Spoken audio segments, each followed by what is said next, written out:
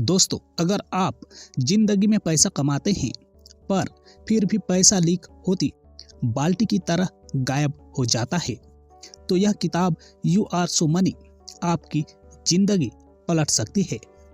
लेकिन आज हम यह किताब नहीं पढ़ेंगे, हम इसे जिएंगे, इसे महसूस करेंगे और इसे अपनी जिंदगी का नियम बनाएंगे। तो चलिए शुरू करते हैं। और हाँ दोस्तों, अगर आप जैसे ही प्रेरणादायक किताबों का समरी हर रोज सुनना चाहते हैं तो चैनल को जरूर सब्सक्राइब कर दीजिए, क्योंकि आगे आने वाला हर एक वीडियो आपकी जिंदगी को एक नया मोड़ देने वाला है। लेखक का संदेश: पैसा सिर्फ कमाने की चीज नहीं, समझने की चीज है। किताब की लेखिका एक सीधी सादी पर गहरी बात कहती है। पैसा आपकी जिंदगी बदल सकता है, लेकिन उससे भी पहले उसके बारे में आपका सोचने का तरीका बदलना जरूरी है। यही सोच इस किताब की जड़ है।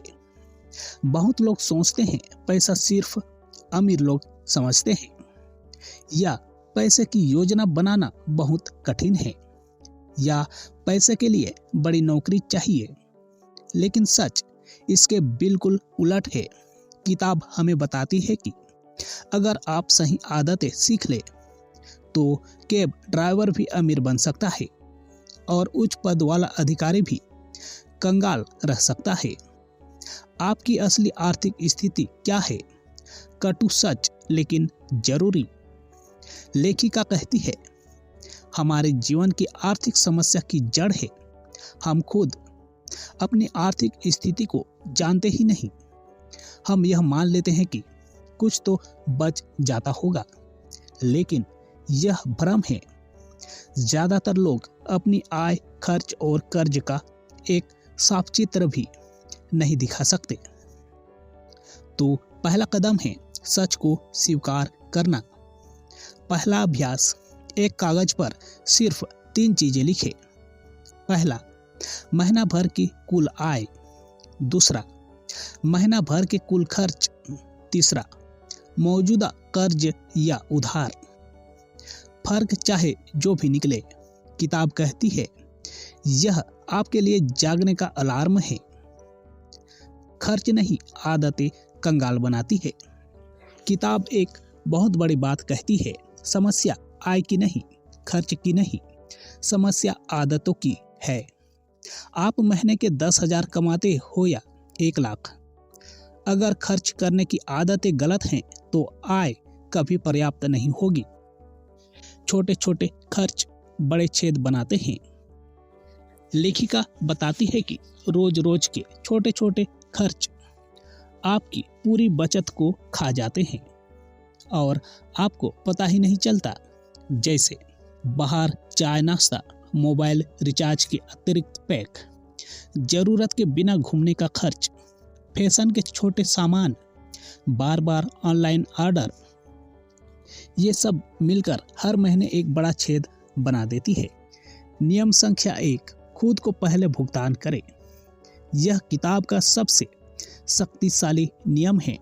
खुद को पहले भुगतान करने का मतलब, जब भी आपकी आय आती है तो सबसे पहले एक निश्चित राशि अपने बचत खाते या निवेश में डालें।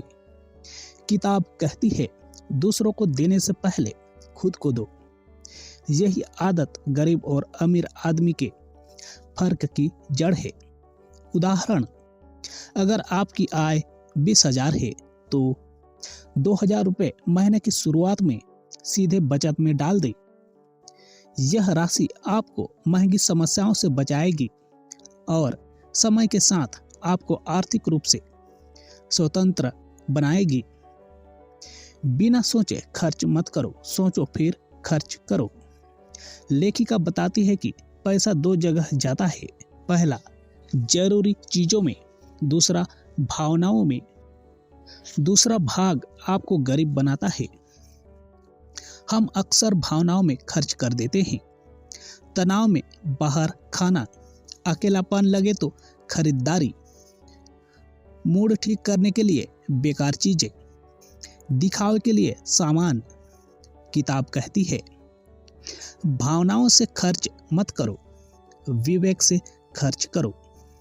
इसका मतलब है हर गैर जरूरी चीज से पहले एक सवाल पूछे, क्या यह चीज मेरी जिंदगी बदल देगी? जवाब अक्सर होता है नहीं। कर्ज आपकी जेब का सबसे बड़ा दुश्मन है। किताब कहती है कि कर्ज एक ऐसा खोखला कुआं है जिसमें जितना डालो सब गायब हो जाता है। पहले किस कर्ज को खत्म करें? लेखिका का नियम, सबसे ज्यादा ब्याज वाले कर्ज को सबसे पहले खत्म करें। क्यों? क्योंकि वही आपकी आय को सबसे ज्यादा खाते हैं। बचत नहीं सुरक्षा बनाओ। यह किताब कहती है कि बचत का उद्देश्य सिर्फ जमा करना नहीं है, बल्कि अपने भविष्य की सुरक्षा करना है। इसमें 3 स्तर होते हैं। पहला 1 महीने का खर्च, दूसरा 3 महीने का खर्च, तीसरा 6 महीने का खर्च। अगर आपके पास 6 महीने का सुरक्षा कोष है तो कोई भी संकट आपको आर्थिक रूप से हिला नहीं सकता। तो दोस्तों, पैसा कमाना एक कौशल है, लेकिन पैसा रोक कर रखना एक और बड़ा कौशल है। इस पहले भाग में किताब हमें बताती है, सच को पहचानो, आदतें सुधारो, खुद को पहले भुगतान करो, भावनाओं से खर्च मत करो, कर्ज को नियंत्रित करो, सुरक्षा कोष बनाओ। इन्हीं से आपकी आर्थिक यात्रा की नींव बनती है। धन का खेल सिर्फ कमाई का नहीं, योजना का है। पैसा कहाँ जाता है, सच छिपा नहीं दिखता है। किताब एक महत्वपूर्ण बात कहती है, हम खुद नहीं जानते कि दिन भर, सप्ताह भर और महीने भर में हमारा पैसा कहाँ जाता है। आपको लगता है कि मैं बहुत खर्च नहीं कर रहा हूँ, लेकिन जैसे ही आप गणना शुरू करते हैं, सच अपने आप सामने आ जाता है। किताब का अभ्यास खर्च का हिसाब रखे। लेखिका एक छोटा और असरदार अभ्यास बताती है। 1 सप्ताह तक अपने हर खर्च को लिखे, चाहे वह 10 रुपये की चाय हो, 20 रुपये का नाश्ता, 30 रुपये का सफर, 100 रुपये ऑनलाइन कुछ छोटा सामान, सब कुछ लिखे। 1 सप्ताह बाद आपको खुद समझ आ जाएगा कि आपका पैसा कहाँ बह रहा है। ये अभ्यास साधारण लगता है, पर आपकी सोच बदल सकता है। जीवन शैली की चमक आपका भविष्य मत खाए।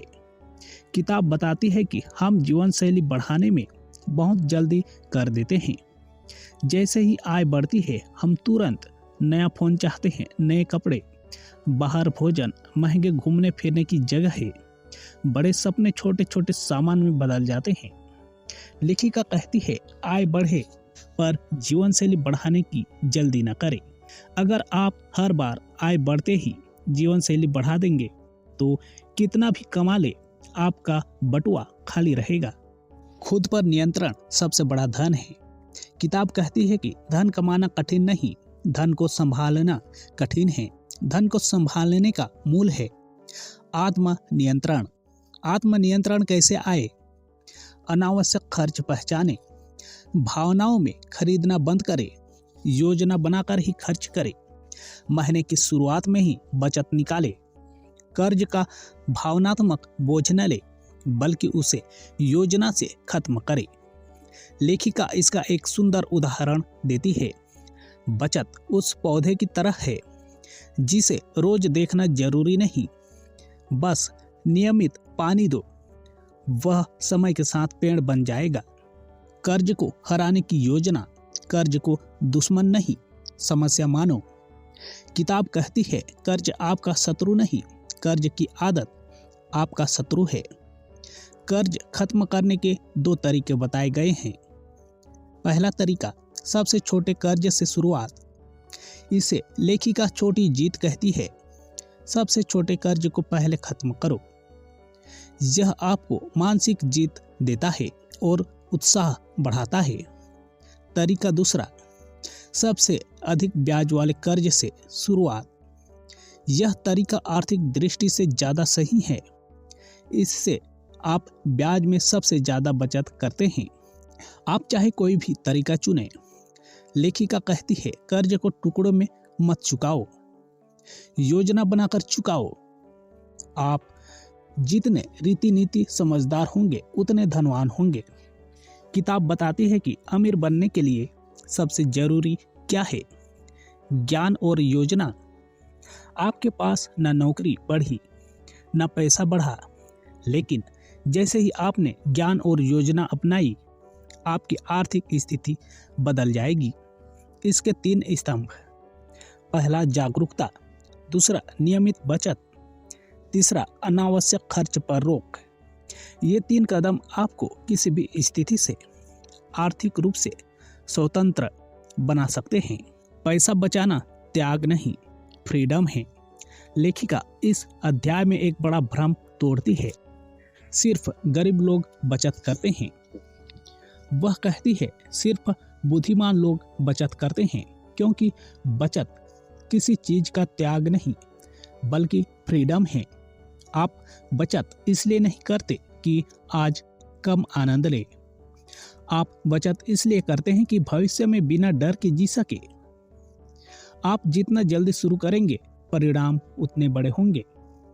किताब के अनुसार सबसे बड़ा लाभ यह नहीं है कि आप कितना पैसा बचा सकते हैं, बल्कि यह है कि आप कितनी जल्दी शुरू करते हैं। अगर आप 20 साल की उम्र में बचत शुरू करते हैं तो आप कम बचत करके भी अधिक सुरक्षित बन सकते हैं। लेकिन अगर आप 35 से 40 में शुरू करेंगे तो आपको दोगुना प्रयास करना पड़ेगा। यानी समय सबसे बड़ी शक्ति है। शुरुआत, अब पैसा आपके लिए काम करेगा। दोस्तों, आपका समय आपकी सबसे अनमोल मुद्रा। किताब का यह हिस्सा हमारी सोच पूरी तरह बदल देता है।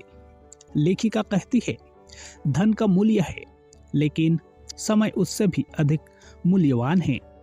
बहुत लोग अपने समय के साथ सबसे बड़ी गलती यही करते हैं। वे इसे उन चीजों पर खर्च कर देते हैं जिनका जीवन में कोई महत्व नहीं होता। सोचने लायक प्रश्न किताब पूछती है, आप हर दिन किस चीज पर अपना समय खर्च करते हैं?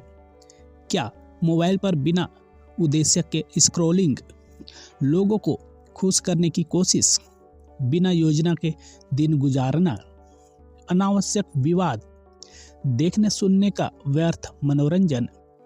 अगर हाँ, तो आप सिर्फ पैसा ही नहीं अपना भविष्य भी खो रहे हैं। आर्थिक स्वतंत्रता का असली मतलब। बहुत लोग आर्थिक फ्रीडम का मतलब समझते हैं कि बहुत सारा पैसा, लेकिन किताब बताती है फाइनेंशियल फ्रीडम अपने फैसले खुद लेना। यानी नौकरी बदलना चाहो बदल सको, कुछ नया सीखना चाहो सीख सको, परिवार के साथ समय बिताना चाहो बिता सको, चाहत हो तो यात्रा कर सको, कोई संकट आए तो डर न लगे। यह शक्ति पैसा नहीं देता, पैसे का सही प्रबंधन देता है। आपका लक्ष्य क्या है? बिना लक्ष्य के धन व्यर्थ है। किताब कहती है बहुत लोग पैसा तो कमाते हैं, लेकिन उन्हें यह ही नहीं पता कि उन्हें पैसा किस चीज के लिए चाहिए। अगर लक्ष्य न हो तो पैसा आपकी मुट्ठी में टिकता ही नहीं। लक्ष्य कैसे बनाए? लेखिका 3 प्रकार के लक्ष्य बताती है। पहला, छोटा लक्ष्य, जैसे एक नया कोर्स करना, एक स्मार्टफोन खरीदना, छोटा सा आपात कोष बनाना। दूसरा, मध्यम लक्ष्य, जैसे नई बाइक, 2 साल में एक यात्रा, किसी बड़े शिक्षा कार्यक्रम की तैयारी। तीसरा, बड़ा लक्ष्य, जैसे घर, व्यापार, परिवार के लिए आर्थिक सुरक्षा। लेखिका कहती है अगर आपका लक्ष्य स्पष्ट है तो धन आपके पास टिकता है। अगर लक्ष्य धुंधले हैं तो पैसा हाथ से रेत की तरह फिसल जाता है। ना कहना सीखो, आर्थिक मजबूती का पहला कदम। यह अध्याय बहुत गहरी सीख देता है। आर्थिक मजबूती की शुरुआत ना कहने की कला से होती है। बहुत लोग ना नहीं कह पाते क्योंकि दूसरों को बुरा लगेगा, लोग क्या सोचेंगे, खुद को अपराधी महसूस होता है, समूह में फिट नहीं होने का डर। लेखिका कहती है जितनी बार आप ना कहना सीखते हैं उतनी बार आपकी जेब मजबूत होती है। उदाहरण, दोस्तों ने बाहर खाने का प्लान बनाया लेकिन आपका बजट नहीं है। ना कहो, किसी अनावश्यक वस्तु पर छूट चल रही है। ना कहो, दिखावे के खर्च में हिस्सा लेने का दबाव है। ना कहो, यह ना आपको आज तो थोड़ा कठिन लगेगा लेकिन भविष्य में यही आपको सुरक्षित बनाएगा। आपका घेरा आपको धनवान या निर्धन बनाता है। किताब बताती है कि आप किन लोगों के साथ रहते हैं, आपका धन व्यवहार उसी से प्रभावित होता है। अगर आपका घेरा अधिक खर्च करने वाला है, दिखावे वाला है, योजनाहीन जीवन जीता है तो आपका धन भी गायब हो जाएगा। लेकिन अगर आपका घेरा बचत करने वाला है, सीखने वाला है, समझदारी से खर्च करने वाला है तो आप भी वैसे ही बन जाते हैं। लेखिका कहती है, सही लोगों के बीच रहना भी कमाई है। आत्मविश्वास ही धन का असली स्तंभ है। किताब का एक अति महत्वपूर्ण अध्याय। लेखिका कहती है, बहुत लोग पैसा इसलिए नहीं बढ़ा पाते क्योंकि वे खुद को कम मानते हैं। वे सोचते हैं, मैं वित्त का ज्ञान नहीं रखता, मैं गलत कर दूंगा, मैं निवेश करने के योग्य नहीं, मेरे जैसा आदमी पैसा क्या संभालेगा। यह सोच आपको कमजोर बनाती है। नया विश्वास अपनाएं। मैं सीख सकता हूँ, मैं अपनी स्थिति बदल सकता हूँ, मेरा प्रयास ही मेरा भविष्य बनाता है। यह आत्मविश्वास पैसे की दुनिया का सबसे बड़ा हथियार है। पैसा आपको स्वतंत्र बनाए, गुलाम नहीं। किताब का यह संदेश बहुत बड़ा है। लेखिका कहती है, पैसा हमें बेहतर जीवन देने के लिए है, लेकिन ज्यादातर लोग पैसे के लिए ही जीवन गुजार देते हैं। वे इतने उलझ जाते हैं कर्ज में, दिखावे में और आदतों में कि पैसा उनका मालिक बन जाता है। किताब की मुख्य सीख यही है, पैसे का मालिक बनो, पैसा तुम्हारा नौकर होना चाहिए। यह तभी होगा जब आप योजना बनाएं, बचत को प्राथमिकता दें, जीवन शैली को नियंत्रित करें, भावनाओं से खर्च न करें, कर्ज से दूर रहे, लक्ष्य निर्धारित करें। छोटा कदम बड़ा परिवर्तन। लेखिका बताती है कि धन की दुनिया में सबसे बड़ी शक्ति है छोटे नियमित कदम। बहुत लोग सोचते हैं कि मैं महीने में बहुत थोड़ा ही बचा पाऊंगा, इसका क्या फायदा। लेकिन किताब कहती है, धन का खेल राशि का नहीं, नियमितता का है।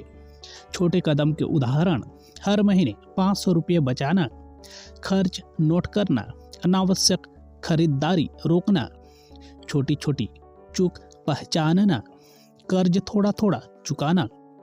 ये छोटे कदम समय के साथ बड़ी उपलब्धियों में बदल जाते हैं। धन का नक्शा बनाएं, जीवन का आर्थिक मानचित्र। किताब का एक महत्वपूर्ण विचार, धन का नक्शा। जैसे किसी यात्रा पर निकलने से पहले आप मार्ग देखते हैं, उसी तरह जीवन में आर्थिक मार्ग भी देखना जरूरी है। धन का नक्शा 3 भागों में, पहला आय, दूसरा खर्च, तीसरा लक्ष्य। लेखिका कहती है, जब तक ये तीनों स्पष्ट नहीं होंगे आप अपने धन को संभाल नहीं पाएंगे। नक्शा बनाना कैसे शुरू करें? अपनी मासिक आय लिखें, सभी अनिवार्य खर्च लिखें, अनावश्यक खर्च हटा दें, बचत की निश्चित राशि तय करें, लक्ष्य तय करें कि बचत कहाँ लगेगी। यह नक्शा बन जाने के बाद आप जीवन की आर्थिक गाड़ी आसानी से चला पाएंगे। अपनी आदतों का ऑडिट करें। लेखिका इस अध्याय में कहती है, धन आदतों का खेल है, आय का नहीं।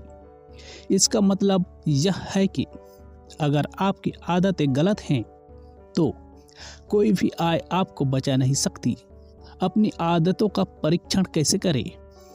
एक कागज ले और लिखें, कौन सी आदतें मुझे धनवान बनाएंगी, कौन सी आदतें मुझे कमजोर कर रही है। उदाहरण, कमजोर आदतें, हर बात पर खर्च करना, दिखावे में खर्च, भावनात्मक खरीदारी, ऑनलाइन बार बार छोटा सामान, भविष्य के लिए योजना न बनाना, मजबूत आदतें, योजना बनाना, निश्चित बचत, शांत मन से निर्णय, खर्च का हिसाब, कर्ज से बचना।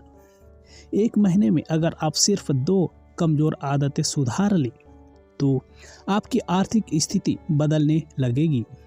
खुद को भुगतान करने की पद्धति। दोस्तों, यही असली मंत्र है।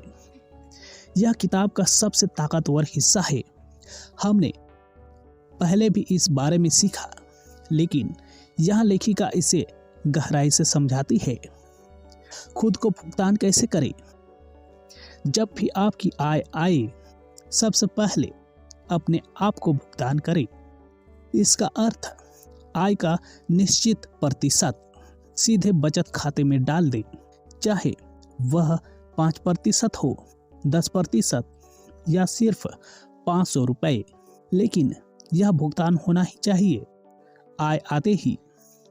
लेखिका कहती है, अगर आप ऐसा नहीं करते तो पैसा महीने के अंत में हमेशा गायब होगा। कर्ज पर सीधी चोट। कर्ज को टाले नहीं, खत्म करें। कर्ज जीवन का सबसे बड़ा बोझ है। लेखिका बताती है कि कर्ज को खत्म करने की 2 ही शक्तियां हैं। पहला योजना, दूसरा दृढ़ता। किताब की सलाह, सबसे अधिक ब्याज वाला कर्ज पहले खत्म करें, बाकी का न्यूनतम भुगतान करते रहे। अतिरिक्त मिली राशि सीधे कर्ज बुझाऊ कोष में डालें। कर्ज खत्म होने तक दिखावा छोड़ दे। हर महीने थोड़ा थोड़ा चुकाते रहने से समय के साथ कर्ज बिल्कुल गायब हो जाता है, और जब कर्ज गायब होता है आपकी आत्मा हल्की हो जाती है, जीवन का तनाव समाप्त हो जाता है, नींद अच्छी आने लगती है। किताब कहती है, कर्ज मुक्त व्यक्ति ही स्वतंत्र व्यक्ति है। खर्च का नियम, आवश्यकता बनाम इच्छा। यह अध्याय आपके हर खर्च को बदल देगा। लेखिका कहती है, हर खर्च 2 तरह का होता है। पहला आवश्यकता, दूसरा इच्छा। आवश्यकता भोजन, किराया, यात्रा, बिजली, पढ़ाई। इच्छा दिखावा, भावनात्मक खरीदारी, फैशन, ऑनलाइन अनियोजित खर्च, दूसरों से तुलना। आपको बस इतना समझना है, पहले आवश्यकता पूरी करें, फिर इच्छा पर विचार करें। धन केवल पैसा नहीं, मानसिकता है। किताब का यह अध्याय आपकी सोच की गहराई छूता है। लेखिका कहती है, धन आपके पास मौजूद राशि नहीं, आपकी सोच की पद्धति है। धनवान मानसिकता कैसी होती है? बचत को महत्व देती है, छोटे खर्च पर नियंत्रण रखती है, जोखिम को समझती है, योजना बनाती है, भविष्य के बारे में सोचती है, आत्मविश्वास रखती है। निर्धन मानसिकता कैसी होती है? आज पर जीती है, भविष्य की चिंता नहीं। भावनात्मक खरीदारी, दिखावे के जाल में फंसी, योजनाहीन जीवन, कर्ज को सामान्य समझना। अगर मानसिकता बदल जाए तो आर्थिक स्थिति अपने आप बदल जाती है। दोस्तों, इस भाग में आपने समझा कि छोटे कदम कितने बड़े परिवर्तन लाते हैं, धन का नक्शा कैसे बनता है, आदतों का ऑडिट करना क्यों महत्वपूर्ण है, खुद को पहले भुगतान कैसे करें, कर्ज खत्म करने की असली तकनीक, आवश्यकता और इच्छा में फर्क, धन का असली आधार मानसिकता है। दोस्तों, अगर यह बुक समरी आपको अच्छा लगा हो तो चैनल को सब्सक्राइब कर लीजिए।